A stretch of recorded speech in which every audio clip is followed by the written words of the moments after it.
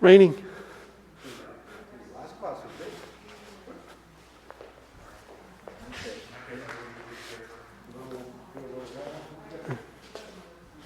All right, start out with warm-ups. 1, 2, 3. 1, 2, 3. 1, 2, 3. 1, 2, 3. 1, 2, 3. 1, 2, 3. 1, 2, 3. 1, 2, 3. Exercise. 1, 2, 3. 1, 2, 3. 1, 2, 3. 1, 2, 3. 1, 2, 3. 1, 2, 3. 1, 2, 3. 1, 2, 3. Okay, lifting.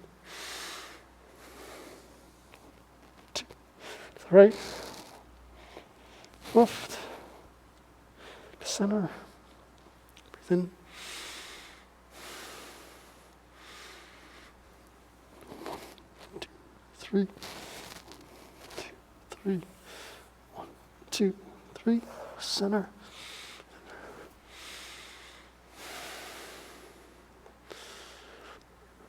1, 2, 3.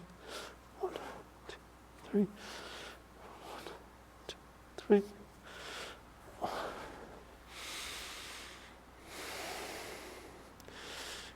Waist turns. 1, 2, 3, 4, 5, 6, 7, 8, 9, 10. 1, 2. Reverse. 1, 2, 3, 4, 5, 6, 7, 8, 9, 10. 1, 2. Okay. Knees. 1, 2, 3, 4, 5, 6, 7, 8, 9, 10. 1, 2. Reverse. 1, 2, 3, 4, 5, 6, 7, 8, 9, 10. 1, 2. Neck exercises. 1, 2, 3, 4, 5, 6, 7, 8, 9, 10. 1, 2. Down. 1, 2, 3, 4, 5, 6, 7, 8, 9, 10. 1, 2. Tilting. 1, 2, 3, 4, 5, 6, 7, 8, 9, 10. 1, 2. Circles. 2, 3. Reverse. 1, 2.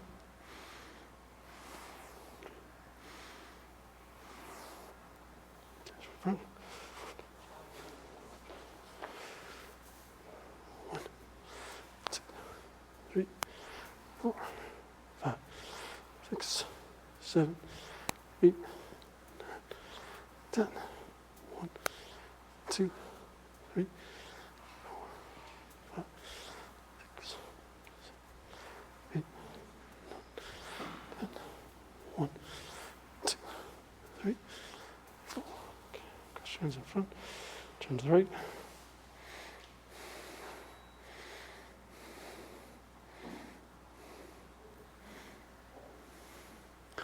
Switch.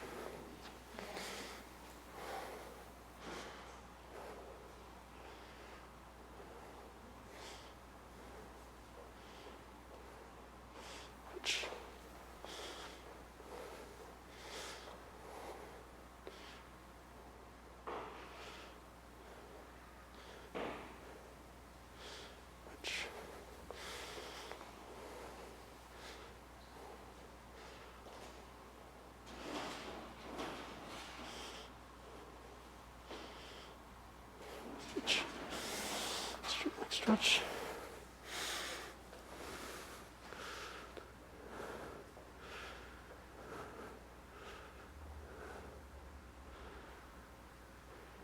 Switch.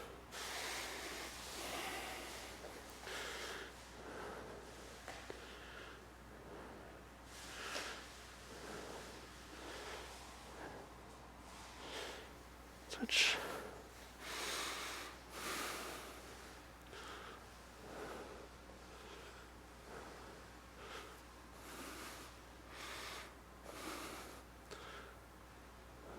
Switch.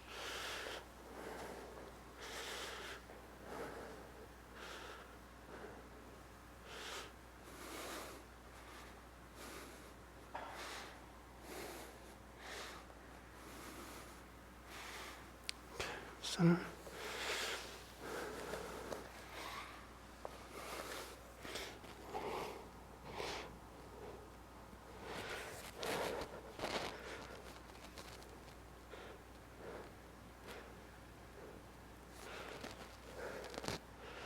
Drop down.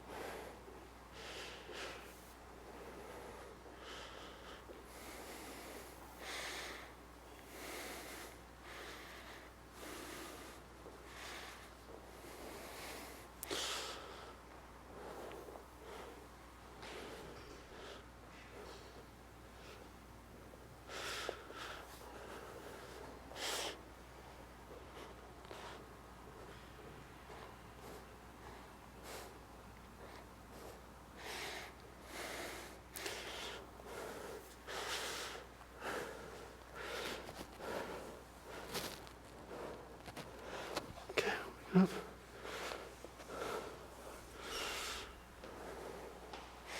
Breathing.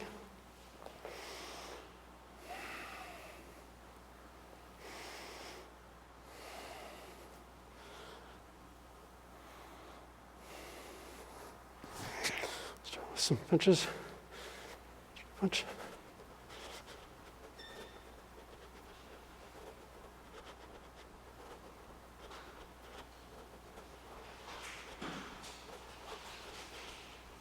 Switch.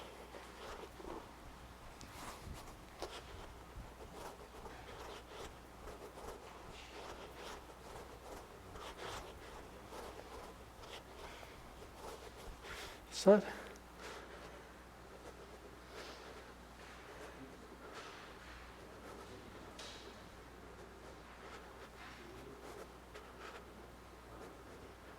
Switch.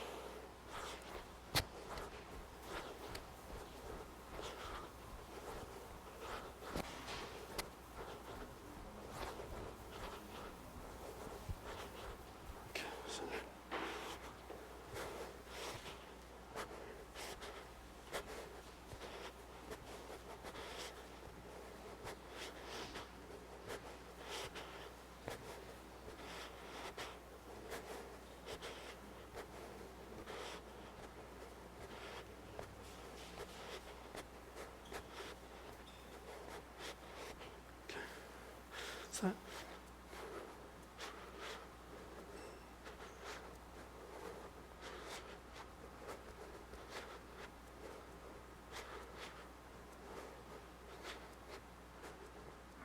Switch.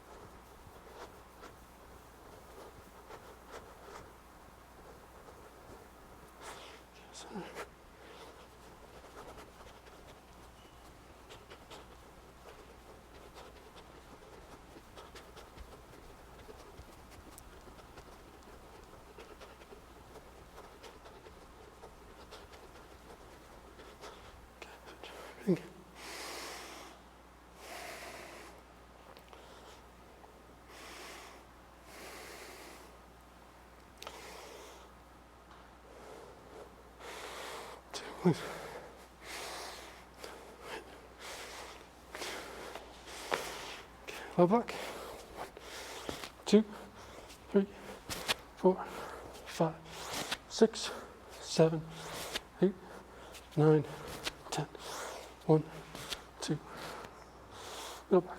1, 2, 3, 4, 5, 6, 7, 8, 9, 10. 1, 2. Low back. 1, 2, 3, 4, 5, 6, 7, 8, 9, 10. 1, 2. All three. 1, 2, 3, 4, 5, 6, 7, 8, 9, 10. 1, 2. Hold on. Push. 1, 2, 3, 4, 5, 6, 7, 8, 9, 10. 1, 2.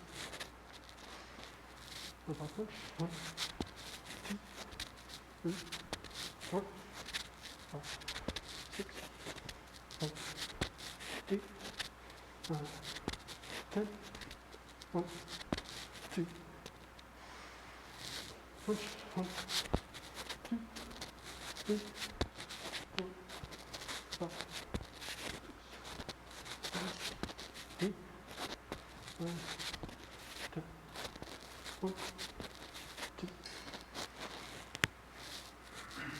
5, 1, 2, 3, 4, 5, 6.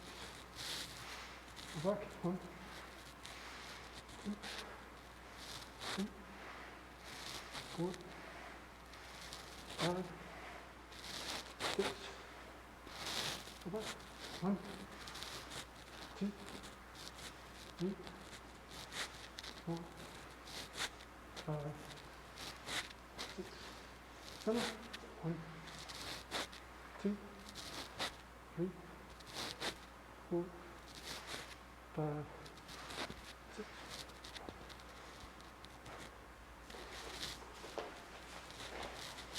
Up. Good.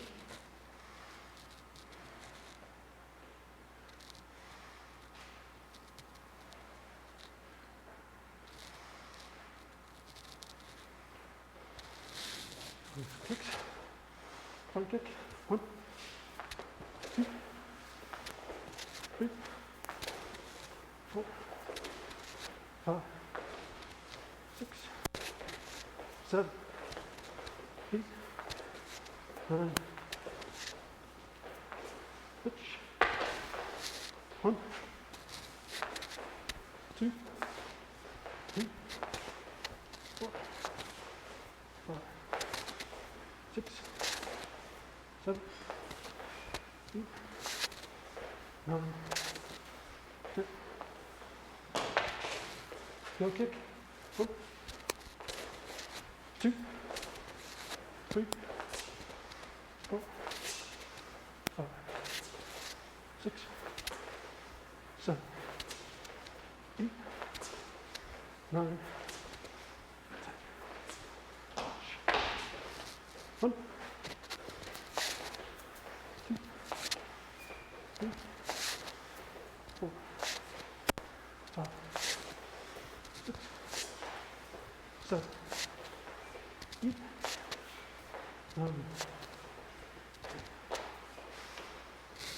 10.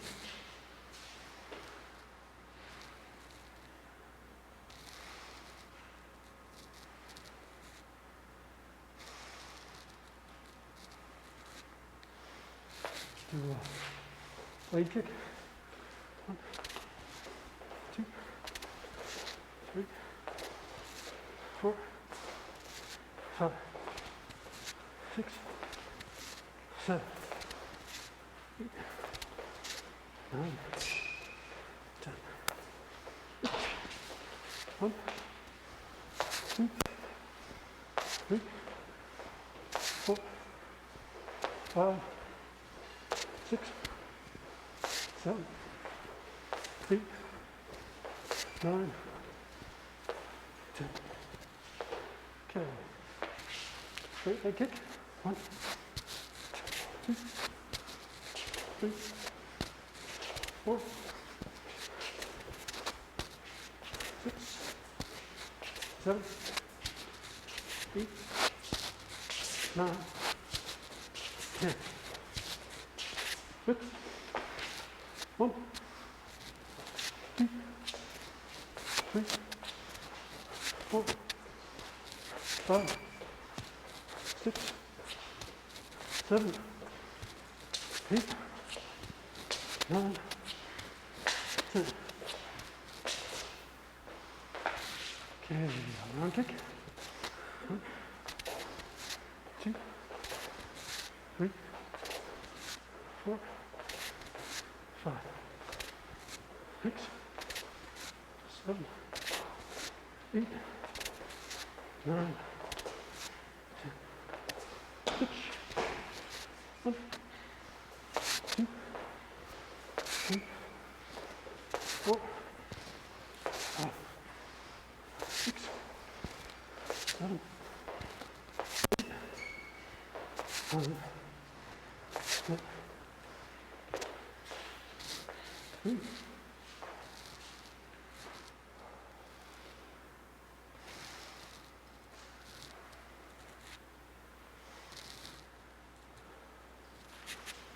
Too short for warm up, basically. I think you want to do some more forwards today. Let's go start out with the first one. I think you want to do some other forwards. We'll just start out with first one.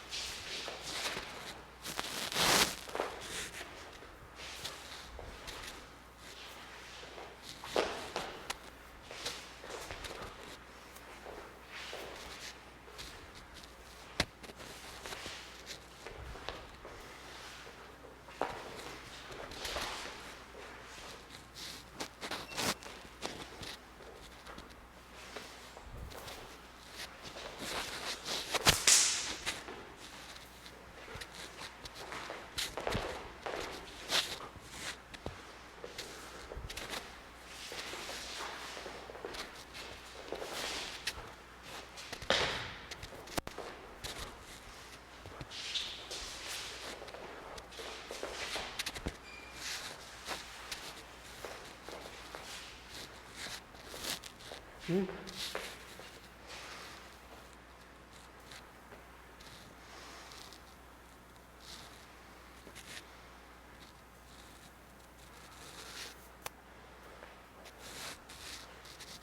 Ready?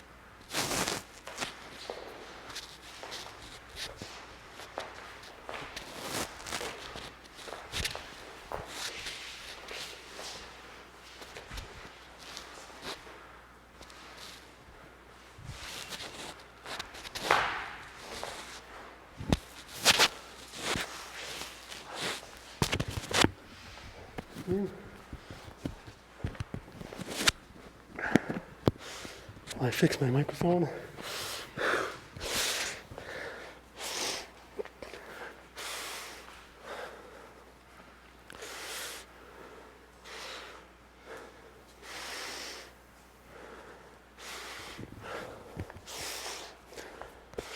Okay, let's do a third form.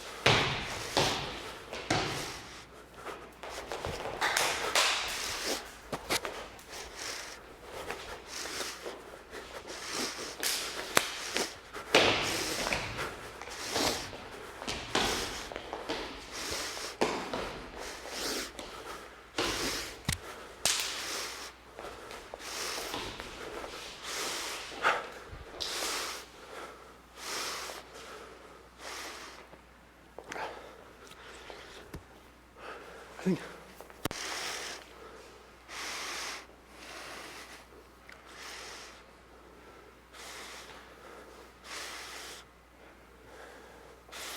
think take 2 minutes. I'm trying to check with you.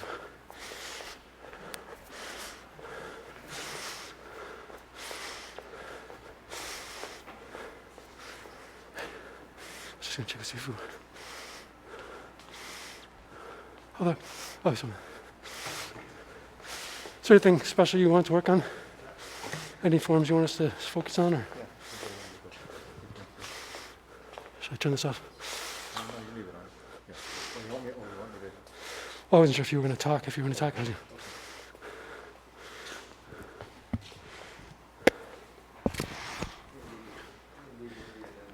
That may work down. Some coax, right?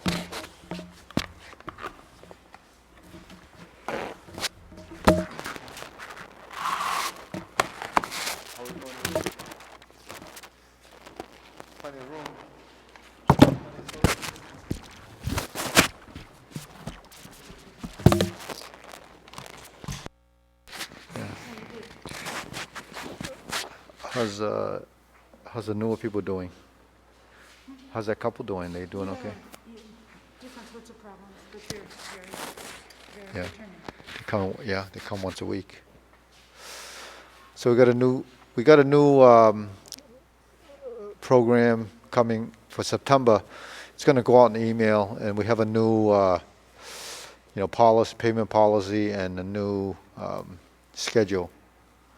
So this Kung Fu class is actually, we'll still have the advanced one tonight, and Thursday at 6 will be all Tai Chi. And then the youth class that we just had earlier than this is youth and adult, is moving to Friday at 6 o'clock. And then we have a youth advance and conditioning at the same time. And then at 7, we have a conditioning class for 1 hour. So we're doing that mainly because mine is inspected in school, so he can't come on Thursdays. So if I'm teaching a Tai Chi class, we don't really have a person to run the Kung Fu consistently. So just for logistics, I think it could work. And then on Fridays, some of the like Sarah and Sabrina, they're in college now, but they're willing to come on Fridays to work out. So that's kind of encouraging. So I don't know, does that work for you? Fridays, or you? So Kung Fu will be still on Thursday, right? The later Kung Fu class, after, like this Kung Fu class will continue. The advanced Kung Fu class, but for the newer people, all the new people or any new students would go to Friday. So that includes all of the blue belts and the younger ones. And then the advanced class will be for a younger group of people that can't come on a night like this. So at least they're willing to come back to do that, a couple of them. But so Friday, does Friday work for you, or you want to do this one on Thursday? I will come on Thursdays, that's for sure. Oh, okay. Fridays, I don't know yet. Yeah. Oh, that's date night, huh? That's date night. Oh, that's dinner. That's dinner night. You go out to dinner. Yeah. It's even with the COVID, we have to. Yeah. All right, let's go through. You went through 5 stances yet, or no? No. You want to run through 5 stances? Just see what it looks like. Okay, take it slow. Good transitions from horse to leaning and trying to integrate the body. Ready? Begin. Hup. Opening.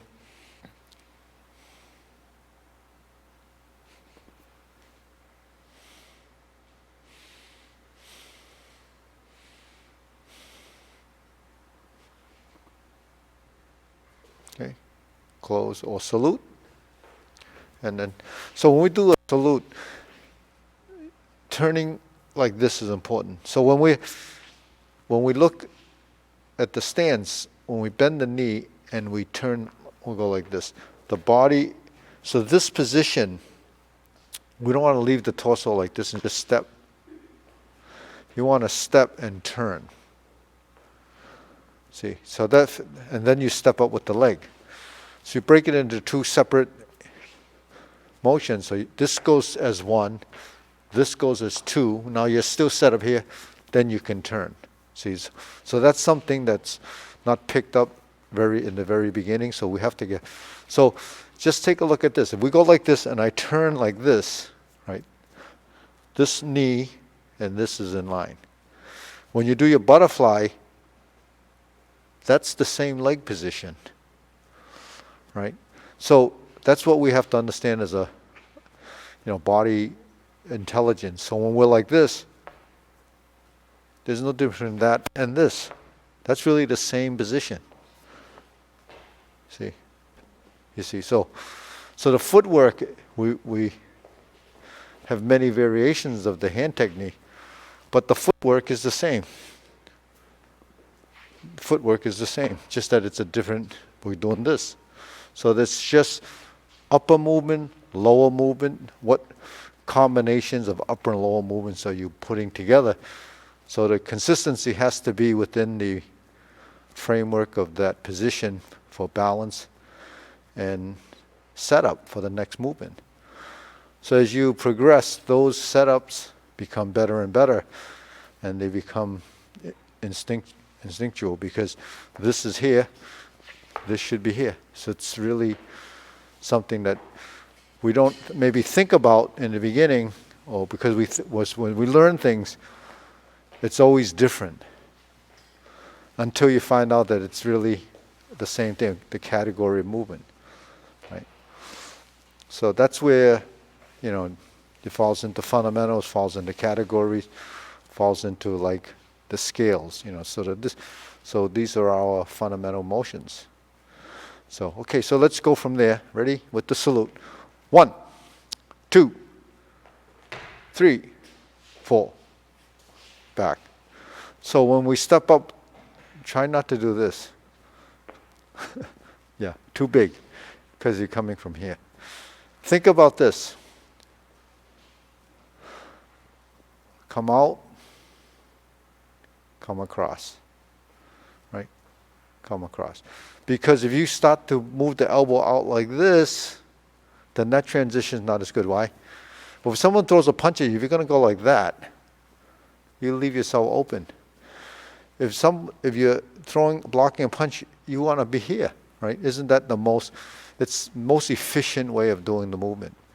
If I go like this and I turn here, the arc from here to here is very small.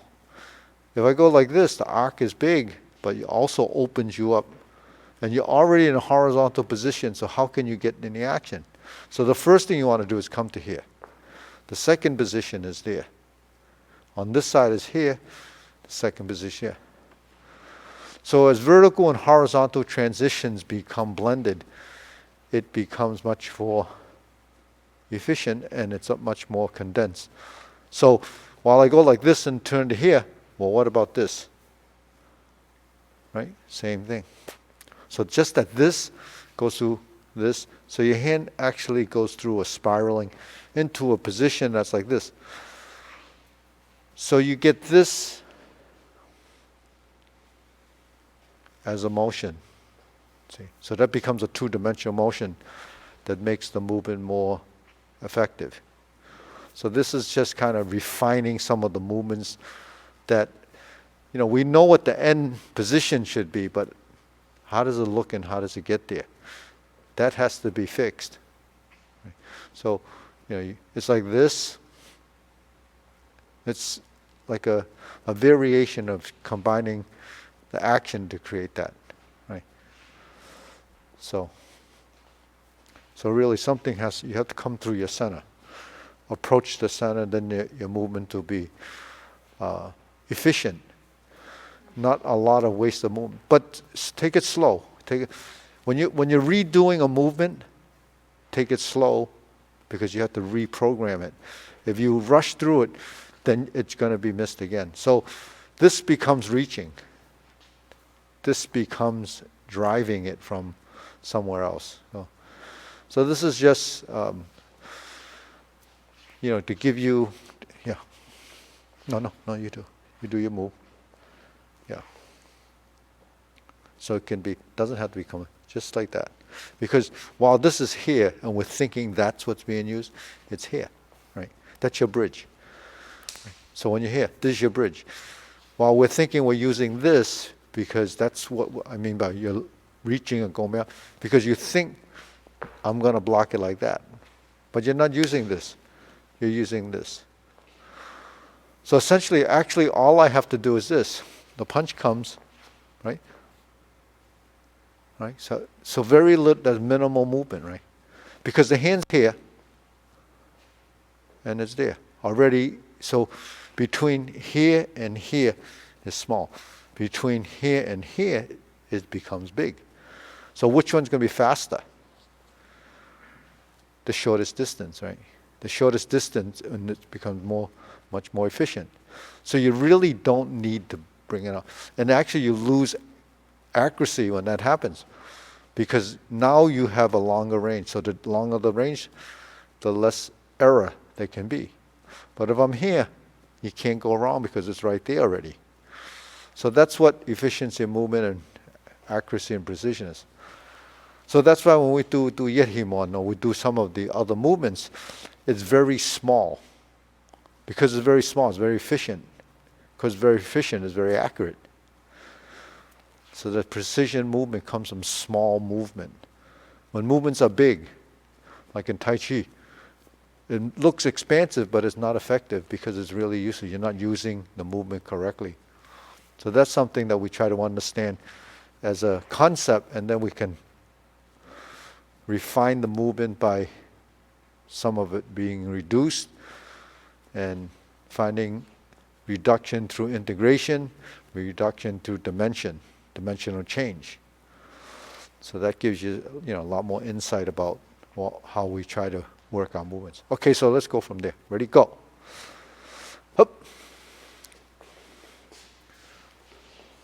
Go. Chun Kyo. Punch. Step through, draw, punch. Cross step. Turn. Turn. Reverse. Okay, lift. Hop. And up. Okay? So get in your stance before you move. Ready, go. 1, 2, 3,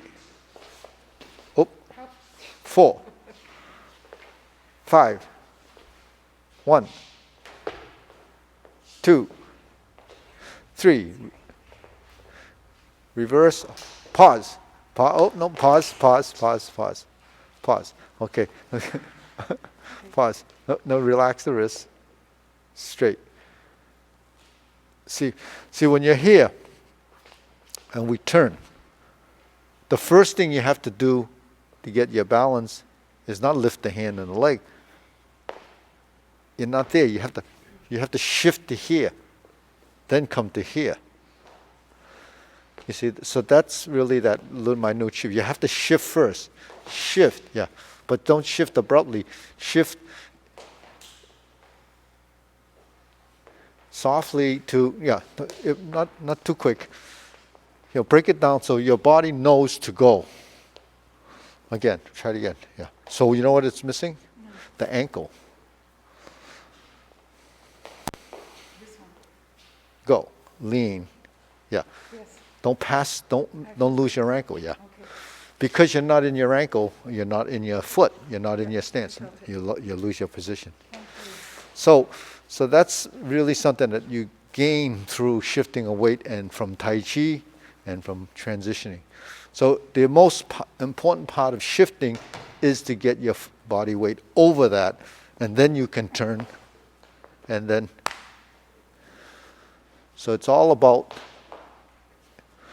controlling your center, right? Yeah. See, yeah. So there's a breakdown in your transition. Every movement is really broken down into phases. If you would take in a photograph or a video of a transition, you should see framework. You know, depends how many frames you're looking at. But there's only a couple of frames that's really critical. The frame that's here and the frame that's here. Those are the two positions. And then this one. Now you have to lift when you lift, because this hand actually just goes like this. It just folds. Right? So if you add a force like this, it's too physical, it's going to throw your movement off. Because every action creates another action. So you want this to be as relaxed as possible. So you just lift and sink your elbow, relax the shoulder like we talked yesterday. Now, when you do that, what ends up happening?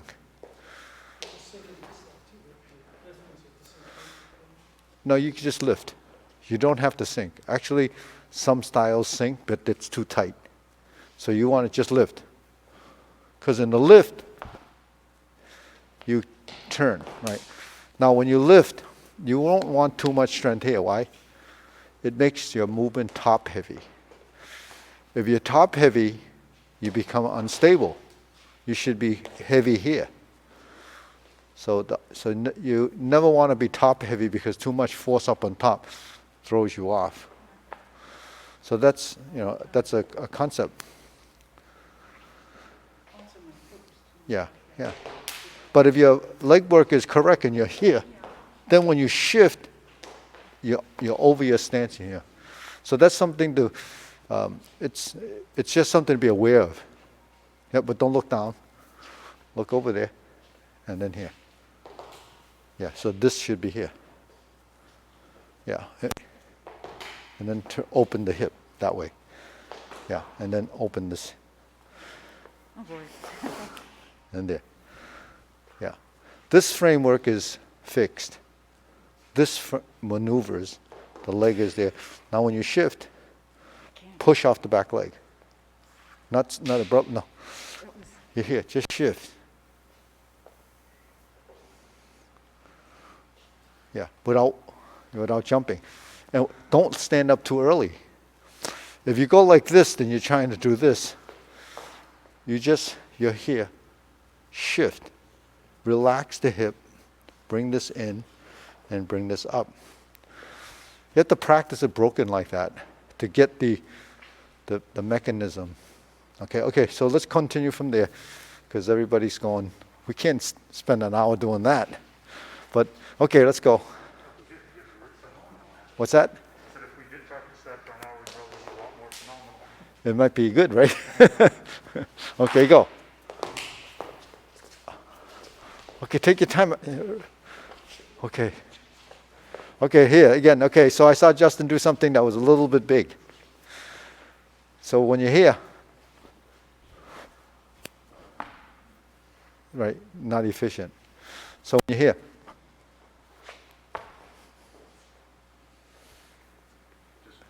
just drops. You know why? Because if I punch at you like this, and then you strike here, I'm going to go like that. I'm not going to go like that. So that's a waste of, that's So there's some economy of movement.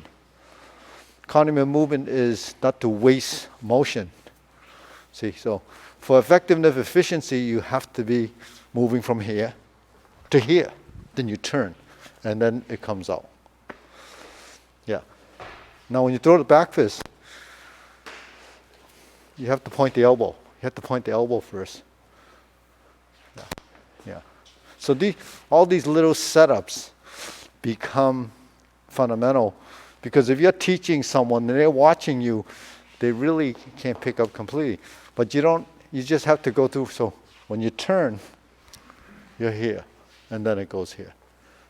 Then it goes here. Because when we do this exercise, especially for newer people, they don't know where the elbow is. So when you're here, it's here. When you're here, if you tilt up, it goes there. If you tilt down, it goes there. So it's really angular direction based on where your elbow is looking. Yeah, yeah, yeah. So just... So if you have this, and you have this, and you have this, then if you like this, you turn your hand, then you have this. Then you have this. And that's 45 degrees, and you go hee hee hee hee. So same thing. Okay, so then from there, okay, let's go. Go. 1, 2, 3, 4. 1, 2, 3, and 4. And then one more last time. 1, 2, 3, 4. Elbow. 5, 6, 7, 8, 9, 10. 1, 2, 3, and 4. Okay. So the reason I wanted to go through that a little more detail, because a lot of you are helping out in the class, and then you're going to teach that. It doesn't have to be as detailed as what we just went, because even a new person only is trying to memorize sequence. But as an instructor, or you're advancing, the better you do these, the better your form would have it. Like in the second form, you have this position, you have that punching position, you have this in footwork, which really shows up later, and you have, when we do the setup, Kim likes to do the elbow because she practices in the first form. But this position, when we go like this, is throwing a punch. But this position like this is actually, we have it when we third form, right? We shoot up from here. So a lot of these positions are already, setups in other forms. So if your body, because the body has to pick up and recognize where it is to do the next thing. So that's really what we're doing, is programming and setting up our body to be much more astute. Okay, so let's go to fourth form. Okay, ready? Eyes staring straight ahead. Begin. 1, 2. Oh, no. Now, remember, the 5 stances is this. Well, 5 stances is this. Fourth form is this too. So the salute is consistent, it has to be the same. Ready? 1. Oh, hold it. Yeah, you have to have that angle. Go. Hup. Hup. 1, 2, 3, cross. Okay, so when we first open the stance, lift here. So now you're loaded up. Boom. Release it. Now you're here. 1, 2, 3, 4, 5, 6. 1, 2, 1, 2, 3, 4, 5. 1, 2, 3, 1, 2, 3, 4, 5. Okay. So when we're first teaching the form, we do this. 1, 2, 3, 4, and then we're there, right? But actually, when you're here, I adjust this. I'm in the leaning stance. 1, 2. Now this foot is still like this. So you have to go 3, 4 to get both sides kind of back. Takes a little bit more control and coordination, but it gets you more aware that you can move your feet. So for a beginner, it's hard enough to do the first pivot. But as you advance, you should do the second pivot.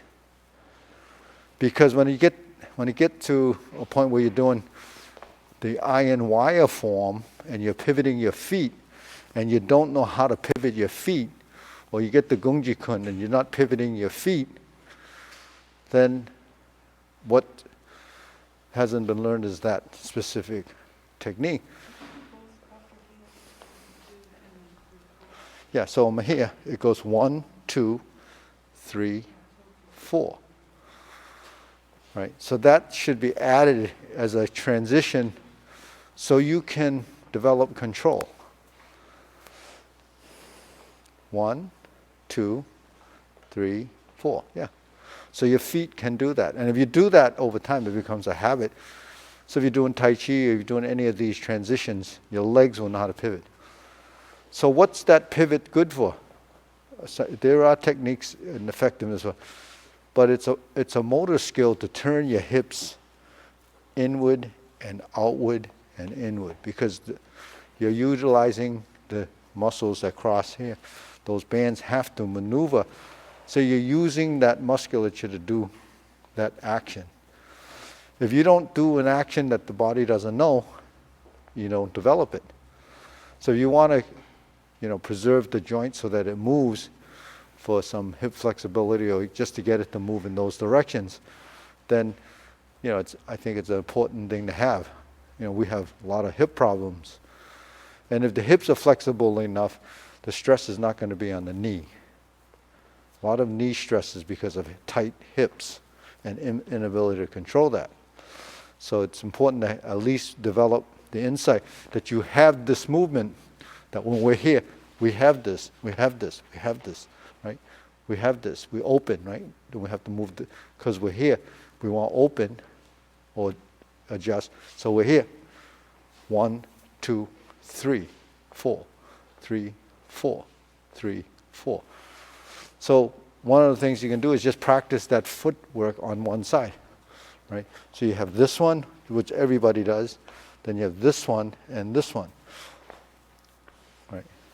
So when you're here, you open and straight. Open and straight.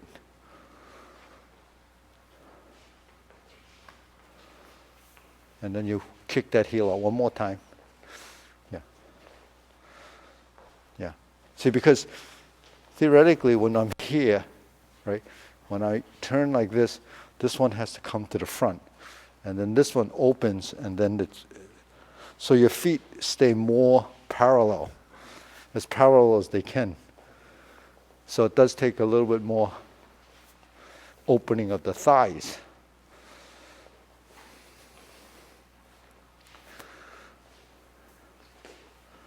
You've heard of Seong and Yoma, right? Right? We've heard of hand, eye, body, waist, and stance.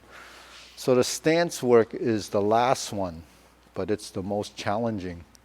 Footwork is the most challenging because our legs are typically just to support our body, but we don't really use it, the same way we use our arms.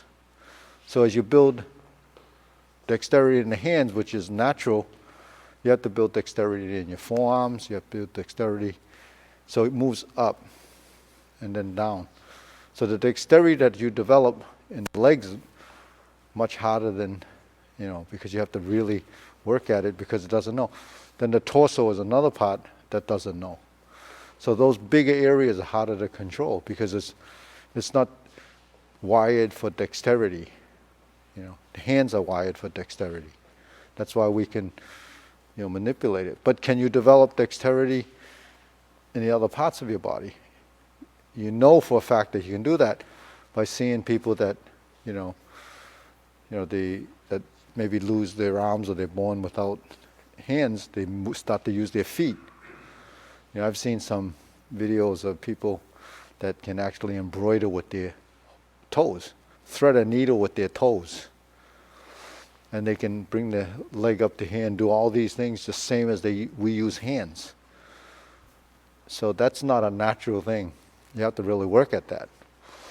But if you don't have the ability, or you don't have, limbs, you have to resort to something, or so they really have very strong willpower to do that. So that's just something. Okay, let's continue with the form. Ready? Go. 1. From the horse stance, right? We finished these. We finished with that. Now we have the trapping hand, and it's the same footwork, right? And then you do the cutting hand. So now you added a level of difficulty, because now you have to time this with this, right? And then you turn to your palm. And then you have that pivot again, the double pivot. So,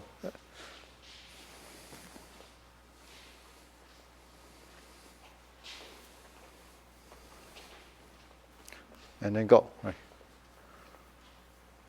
1, 2, 3, 4, 5. 1, 2, 3, 4, 5. 1, 2, 3, 4, 5. 1, 2, 3. 1, 2, 3, 4. 1, 2, 3.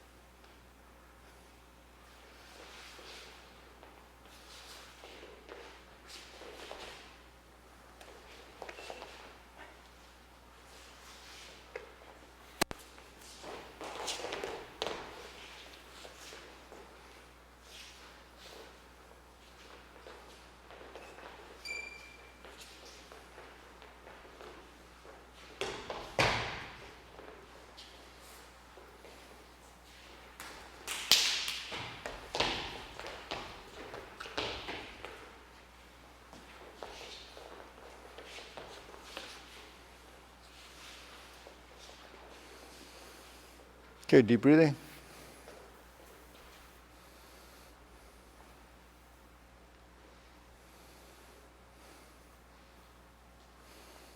So let's go back a little bit to when we went like this and then close, and then we do our next step. Let's just do that step. So when we're in the horse stance and we're making that transition to the back, so your first movement is shift, right? 1, 2, yeah. So you want to actually, when you make your arc, when we're here, right? When we turn, we want to create the arc so that it doesn't just go to here. Create the full circle to here, and then adjust this one. Yeah, because this is the opening of a stance. Is this right? So when we're here and we shift, you want to open the stance, adjust the stance, and so that arc will be a consistent maneuver that you're learning. So that's just for consistency, so that it's not, you're not shortcutting it by going like this and then going like that, right? So that movement becomes, because this is like doing a sweep and you shift, and you have that in full hawk, so you want that. Yeah. So what you're really doing when you're maneuvering, if you're in a stance, I'm here, I have to step around, so I'm stepping around, right? So you can't step through the leg. So in other words, if I'm there, if I pivot to here and I just went like this, I'd bump into you like that. Mm-hmm. You really want to do that to get used to creating that little arc. Because a lot of times when people working with footwork with an opponent, you end up bumping into each other's legs because it's just rushing into a position, and you don't have control. So you're off balance and, you know, really putting yourself in a compromised position by not controlling your leg work. And you don't have to go high off the ground. Keep it very close to the floor. Because the higher you go, the longer it takes. So that's almost like doing this. Yeah. So does it matter where the apex of the circle is? Can it be here? Or does No. it have to be in the middle? So when you're here, you go through here, and then there's your arc. Right? So you don't start it here, yeah. Because this arc is like a half moon. Yeah, it's a half moon step. Yeah. So it's describing a circle. Just like we're here, we're doing a circle. We have a circle. So where does the center of the circle go, right? Here's your elbow, there's your center. Right? So when you're here, there's your center. This arc actually is moving. But that's directed by the elbow. Yeah. Okay, so let's, and then when we stomp, you know, we talked about this before, when you stomp and you come up, not too close, you have to be out, yeah, so hold that. Yeah. So see how Rob's is, do it like Rob. See the angle of his position is going toward the throat, so it's too close. See? Your elbows are out. This one is out, like that. The elbows are slightly out. Okay. So what is an elbow out position? That's horizontal, right? But an oblique position is elbow out too. So because we're not crossing in here, we're crossing here, your slant is still elbow out. So that's the oblique movement. See? So we have a slant. That's what a diagonal strike is. When you're in a diagonal strike, what happens to your elbows? Right? They slant. Or slant. So there's a slant. Holding the ball, right? Reversing the ball. So when we're here, right, we slant. That creates the tilt, and then you're up.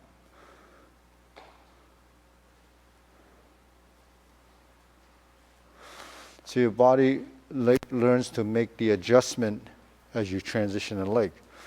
So for every action below, there must be an action above, right? So if I'm here and I'm here, then this has to sink in order to do this. So that's what upper lower Kuen. So if you think of the hips and the shoulders, if there's a relationship, if my hips are shifting, then my elbow is dropping because here, the hip, right? The hip and the shoulder. That's a relationship. If you go like this, then you broke the movement, the continuity of that upper-lower relationship. So that's what we're trying to understand, you know, more of. Because as we start to, you know, build that upper-lower coordination, now even when we're here and I shift, right, when we shift, the body is still connected to that, right? And then when we turn the waist, we're here, right? And then when we release, we stomp. We take the step, and then from here, there's your oblique. Yeah, so because the elbow is out, right? This is way out. We have to sink. The hand starts to pivot, and then you do this, right? So as soon as you sink, what happens? Right? Our bridges are crossed, right? And as soon as I sink, it creates the position because it just rotates, and then it comes in. So this is the spiraling, right? That's the spiraling. Right? Yeah. So when you spiral, right, when we spiral, watch, if your hand is here, and I spiral, my finger, if I turn my finger like this, that automatically turns. So this, you drive it from this finger. That's going to cause your phone to. So here, right? That is going to take your hand the other way. So it doesn't mean that's a refining of a movement, whereas this would be a gross movement. A gross movement, but it's not, because a sparring move has twists, right? So when I'm here, I'm not doing this. I'm doing this. It's like threading, right? Or screwing. You're turning, right? You can't, like you're driving a screw with a screwdriver, it can't go from here to there without continually driving. It won't penetrate. So if the forearm is penetrating, then you have to drive it. So all of that stuff is taking the movement down to your fingertips, which happens as you do your drilling, your flicking, or all of that stuff will support the action.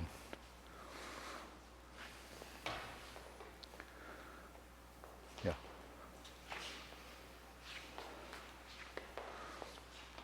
Yeah. So right now you're making it a gross move. This should be like this. Yeah.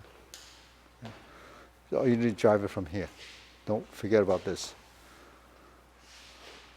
Yeah. Because if you turn this, then it's going to turn this. This is on the other side. This is on the other side. See? So if you have that action, right? If you develop that action, then when you do this,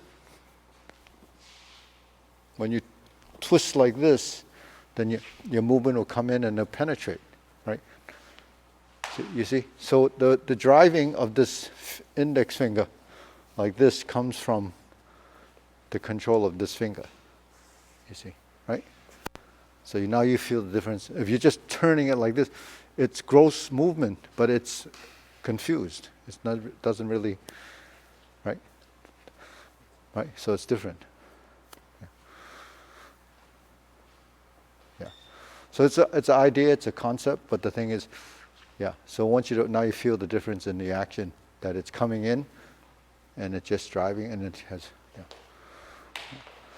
So the end goal is to try to understand how to create a movement better, without just fumbling it through it, going 10,000 times before you can actually figure it out, because that's part of discovery.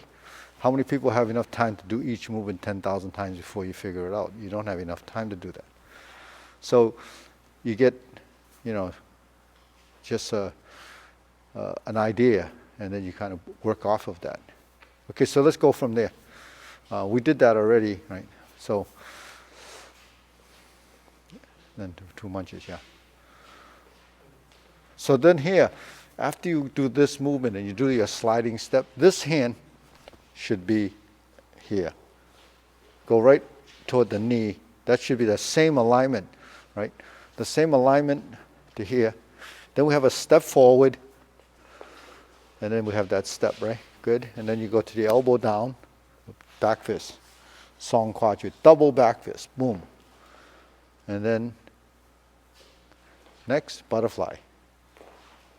So we don't need to wind up too much, because from here, all we do is have to turn. That's the most efficient way, but some people embellish the movement to make it look, much more exaggerated. Then sink down in here. No, just don't tilt, yeah. Yeah, so there. Now you're over the knee a little more, right? So, no, you see even your body. You're feeling like you're more centered and it's stable. Mm-hmm. So this is your center. This is between the two hands. The more you twist, that's. So you don't want to twist. Not too much, not beyond your knee. Okay. Yeah, and this stays like concentric circles, right? And then go. Go. Go. Push, and then your foot should be here. Yeah. Go. Hup. Hup. Hup. And next, 1, 2, 3. 1, 2. No? Okay. We have to join. Wait, let's do it one more time. So we're here, right? When we cross, then we have to go back to suspended horse on this one. Then step forward and drunken fist. Then we do the high block and adjust, right? Okay, ready? Let's see how that goes. Go. Go. Okay, so here's something that you can consider too. If I do this, right, then the next thing I'm going to do is this. But when I do this, I want to tie this foot with this hand. Right? Because if something happens below, something happens above. So when we're here, that allows this to create a motion like that, right? Because my leg is going this way, my hand has to go here. But at the same time, when this goes like this, you have to be loaded up here, because next thing is this. See, so there's some setup to make that transition more, right? Yeah, yeah. See.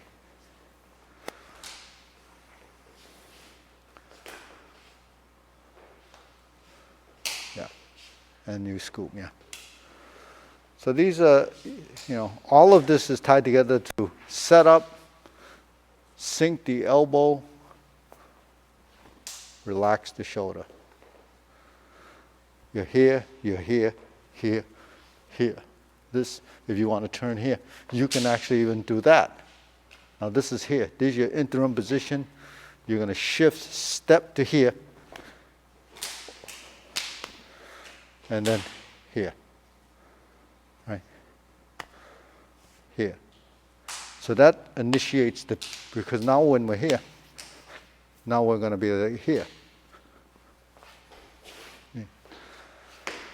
So every action sets up for the next action. So you just have to get used to doing that until your body starts to be consistent in those setup and reaction. So you say, how does skill level vary among others? It's that setup. People that can't set that up is because the body doesn't know. But part of the setup is just not understanding it. So that's sort of going back and relearning it.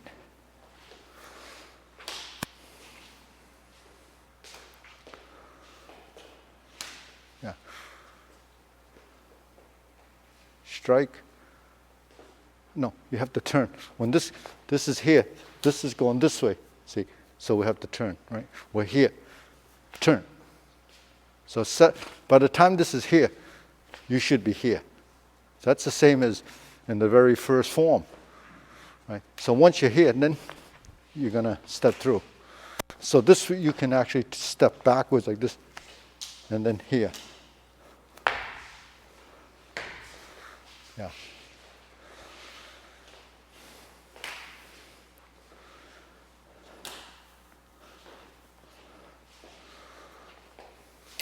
Yeah, and then go.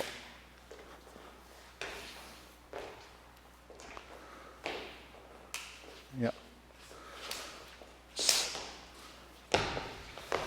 So one other thing is if you're here and you're going to end up here for this to chop, right?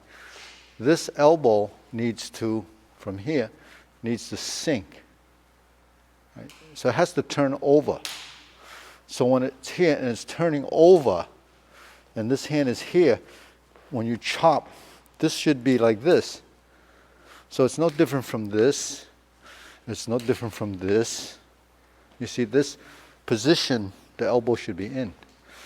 It gets in because you're dropping your elbow, sink the elbow, relax the shoulder, and then you come across. That's a transition that we all should know because that's in Fu Hak. That hand position's in Fu Hak because when we're here. And then you're going to step up and lift. See?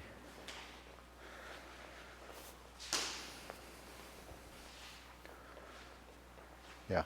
So the same thing. Sink the elbow, relax the shoulder. Sink the elbow, relax the shoulder. That's cutting. That's part of cutting hand.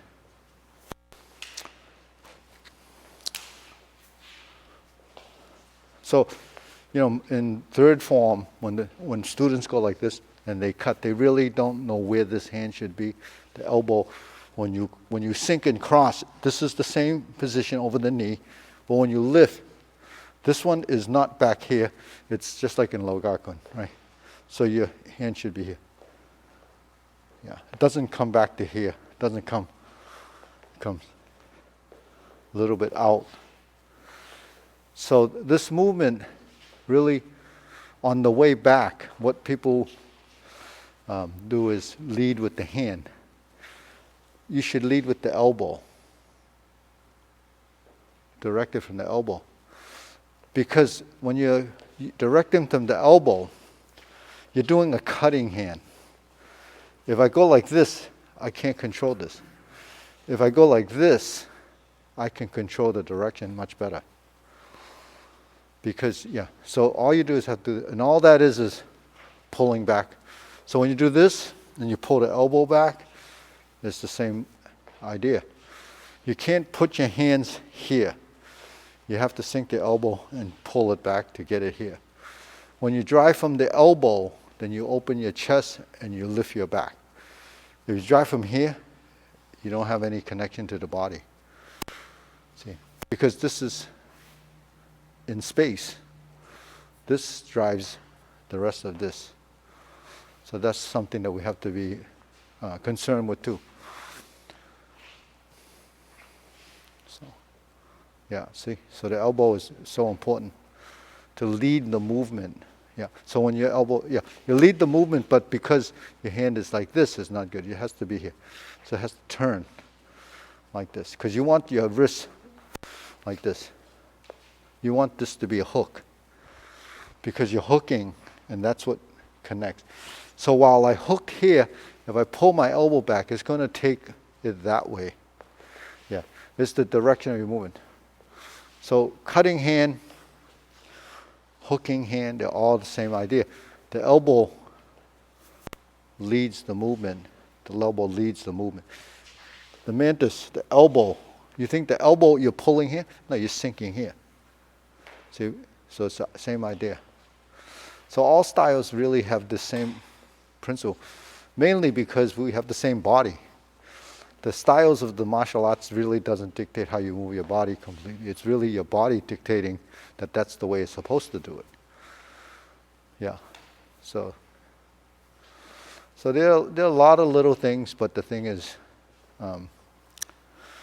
understanding it gives you much more insight on how we should be generating our movements. So the elbow thing that we talk about, horizontal, vertical, really sink the elbow. So if you practice your elbow exercise, that kind of helps you define direction of your elbow. And it doesn't have to be fast, doesn't have to be powerful, it has to be accurate and consistent.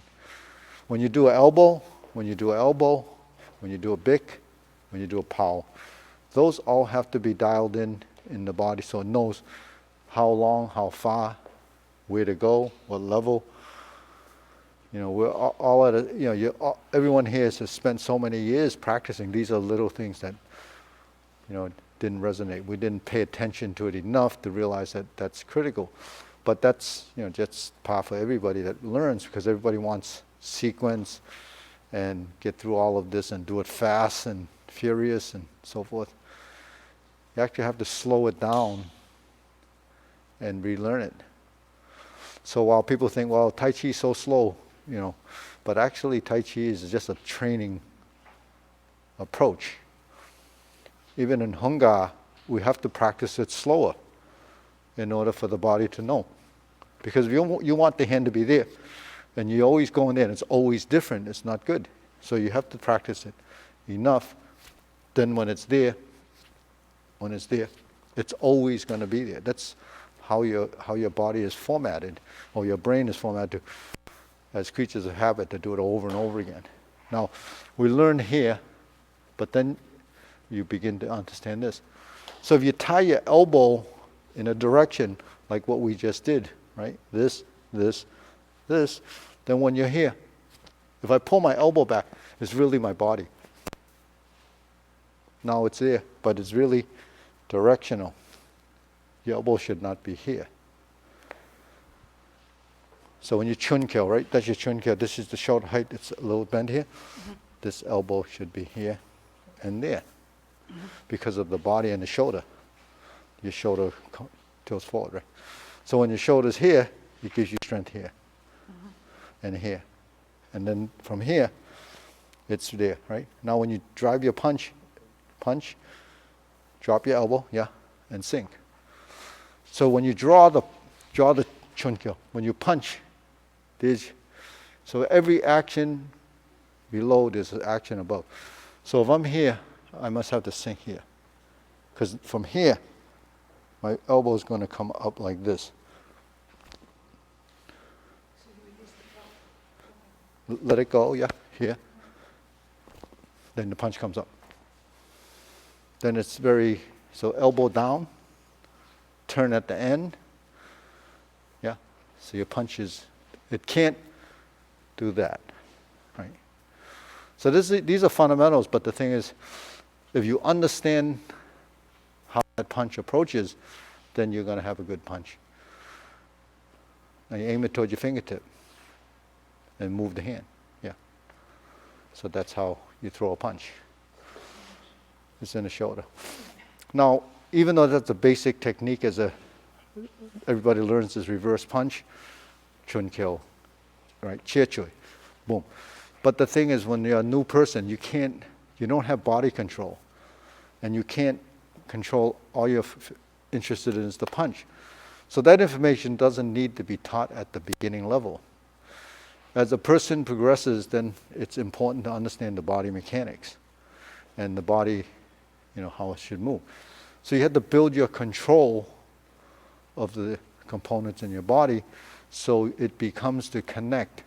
So it's more information fed here and more, working through on that neurological level to create better movement. I mean, there's a science but a strategy to doing this. But if we just blindly do it, then we really don't know what we're striving for, right? We really don't, right? We reach a threshold. I don't get better. What gets better? The form gets longer, or no, it's the same form. It's just taking it and understanding it on a whole different level, right? So that's really the benefit of something like this, because it doesn't stop, and your evolution doesn't stop. It continues to evolve.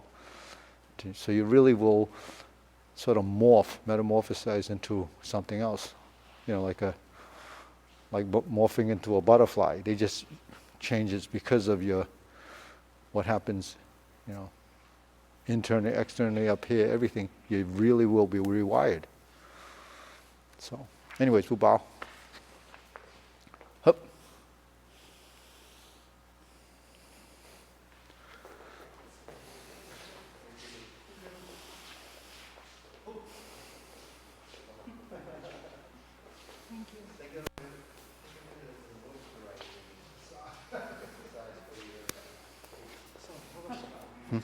The guy I used to work for called me and said he's looking for help, his new company, and not